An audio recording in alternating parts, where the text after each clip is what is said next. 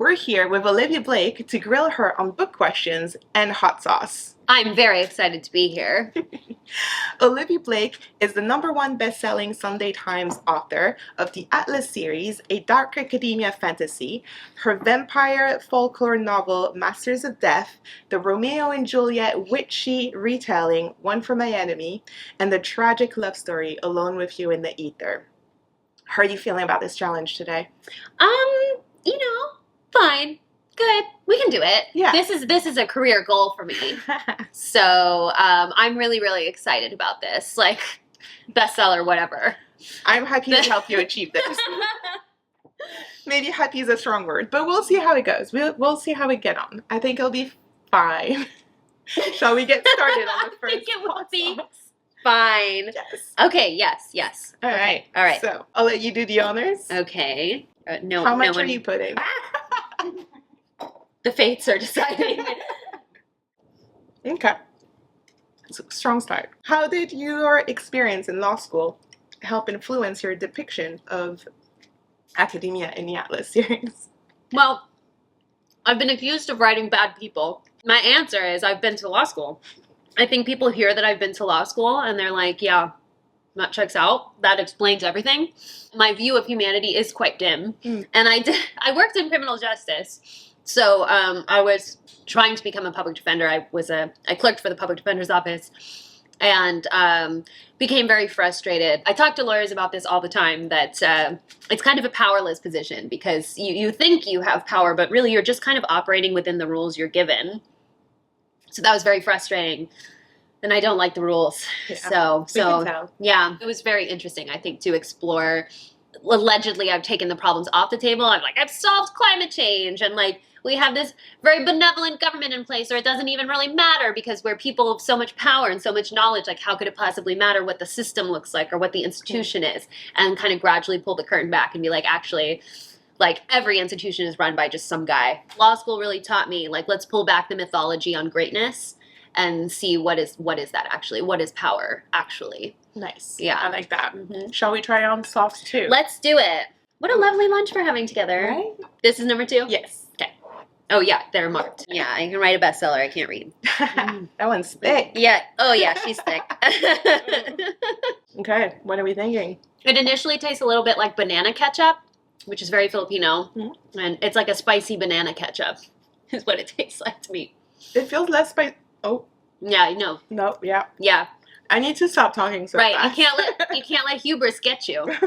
It's like the first flavor of it, and then it hits you. But I actually skipped breakfast. I've had so far cake and wings today. So I'm doing great. One for My Enemy is often described as a Romeo and Juliet retelling. Yes. With witches in modern-day Manhattan. Yes. Are you a big Shakespeare fan? And if so, what's your favorite play? I am.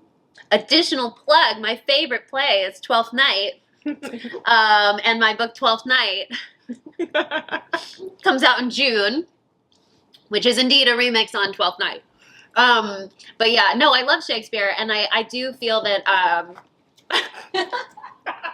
I'm not formally trained in literature.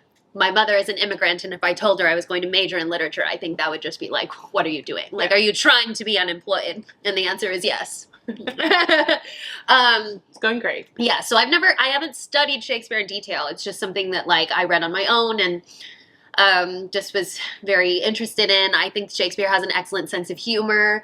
I also enjoy, I like to say that there's something Shakespearean about the Atlas complex, in that some of the elements of tragedy feel Shakespearean, spiritually, in the sense that if someone had just said don't use that knife, don't drink that poison, we might have a different situation on our hands. That if one other person had been there to be a voice of reason, then maybe this would be a comedy instead. They really do need a voice of reason. They need a voice of reason real bad. But they're too influenced by my experience in law school, which truly, I include myself when I say this, the worst people you've ever met go to law school. That might be particularly American to say, because I think it's slightly different, but the way that the American education system is that you kind of by the time you get to law school, you have to be so ambitious, so high achieving, that you're the worst version version of yourself. Like everybody in the classroom was the smartest person in their class prior to that, so they're just like unbearable human beings. And again, I am including myself in that. What was the original question? Something about Shakespeare. Yes, I like to make the joke that like something isn't truly Shakespearean if it doesn't have a dick joke in it. That's fair. And all of my books do, pretty much. Even the YA ones? Actually, that one we might be okay. We might be okay there. My YA books are pretty, I definitely am writing them for my inner child, I think. So they definitely are younger in terms of the style of the coming of age and what the characters are concerned with. And there's a little bit more of an identification of what is goodness in those books. There's a more wholesome energy to those versus the things that I'm writing for adults are like, look at this world. What have you done? I feel like we're having a really easy time, actually. Like we're just. I mean, my tongue is a little bit on fire, but otherwise, like we're just chatting. Yeah. Sauce. Yeah. You're gonna have to open it. I now have hot sauce on my fingers. Honestly, we should get napkins. Yeah. No.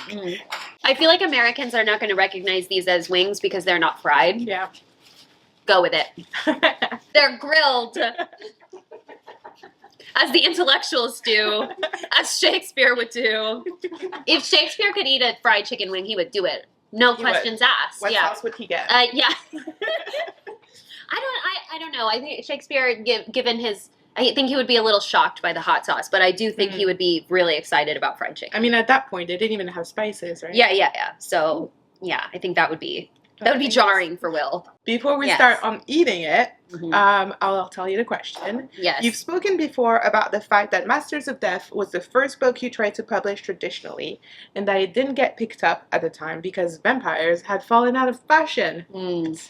Do you think they're back in fashion now? And if so, can you recommend us any vampire books? Oh, gosh. Okay. Well, yes. So at the time, it was 2017, and I didn't try that hard because every agent was like, if you send me something with vampires in it, it will be deleted unread. Like, it wasn't even just vampires are out. It was, I will not look at vampires. Vampires are definitely back. They're back, baby. Yeah. I think the first one that leaps to mind is Night's Edge by Liz Caron, which is, it's vampire sort of, but it's more in it's like if vampirism was COVID. But that's like the first one that leaps to mind. It's like the vampire apocalypse. It's hitting me now. Is it? Okay, well, wait. Let me eat some more.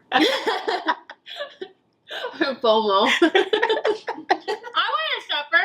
That's very on brand. I feel like I'm living in a weird time because I've just started reading The Hunger Games. Have you heard of these books? The Hunger Games. Yes. Oh, these little tiny books. Yeah, maybe a little. Caroline, they're good. See, I've actually not read them. Caroline, they're really good. I've seen the movie. I'm also doing this very fun. Okay, so I own the paperbacks, but because of my son and the ways that I read, I basically read on my phone. So I'm reading library ebook copies. So I'm only reading them as the holds come in. So I have to like wait weeks at a time for that. So I have not yet read the end of The Hunger Games. I've read books 1 and 2, and I'm so excited to read the endings. I actually have not consumed like any Hunger Games media, so I've never seen the films. Okay. But I have this idea in my head for sort of like oddball project that involves me being familiar with the Hunger Games, and like they're very good. They're very like survivalists. Yeah. And they feel very grounded and very real and not like specific to the teenage years in a way that's very impressive. So anyway, just bear that in mind. I know it's you're new to this. Have you heard of these books, Twilight? Well, Sauce 4. I feel like Sauce 3 was all right. Yeah, no, Sauce 3 made very forgettable. That's a date that I'm never going to think about. Aww. What is this? Tea? So, yeah. What are we, British? Yeah. Neither one of us British. Right. Something the king. I feel like I have hot sauce all over my face. Just a touch. We've got a hard-hitting question. Yeah, for okay. this All right, one. hit me. Your acknowledgement. I can't speak. I have that effect on people.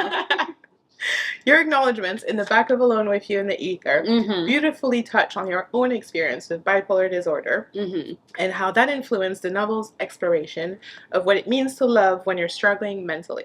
Mhm. In what ways have you found your neurodivergence to be a gift or a curse when it comes to writing? One of the things I say about being bipolar is the gift is the curse. And I've told people in the past that I do. I think about my little mentee ills as my personal magic, you know, because they come with they come with difficulty, obviously. Excuse me. Excuse me, I'm trying to be sincere. Go ahead, go ahead. I'm just gonna cry about it. It's my little magic in life. Yes, it requires some care taken, but what magic doesn't, you know? And sometimes I get writing questions that are like, how do you do this? How do you write so much? How do you come up with these ideas? And it's like the crazy. The crazy is the gift and the curse. I mean, And, it's, you know, it's a lot. So, and you have to put all this energy somewhere. yes, right? yeah, and I tend to it by writing it down and making sense of it and shaping it. And I do think that art is like a really important way of dealing with mental health. I think that creativity is like channeling that into something.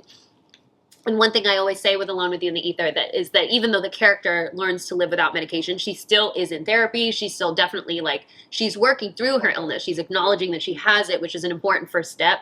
It's why in the book, people always ask me why the narrators are in the beginning. It's because the characters don't want to engage with their own story. They're literally having someone else tell their story because they don't want to acknowledge all these things that are happening to them. And that was really where I was when I first got diagnosed. That was like, I know something's wrong with me. I know that like I've had to game the system, my brain, for my whole life. So I know something's wrong. But it never became important to me to actually take care of it until someone else's happiness was on the line. Like it was one of those things that was like, I don't love myself enough to take care of me, but I love him enough. And which is obviously a decision I've never regretted. And now it is something that I do for myself. That's like, no, I can feel worthy enough to want to be healthy. As you should. Yeah. And that's something that, you know, I think there are people who walk away from Alone with You in the Ether being like, this is a toxic relationship.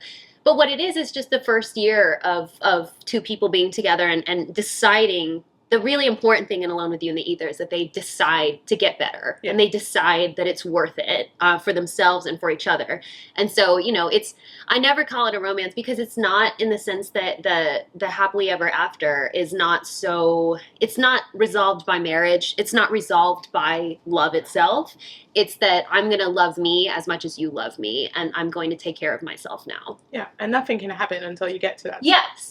And to me, it's like it's a window of their first year together and you can sort of envision, you can project a beautiful future from there. It's lovely. Thank you. I'm dying inside. So.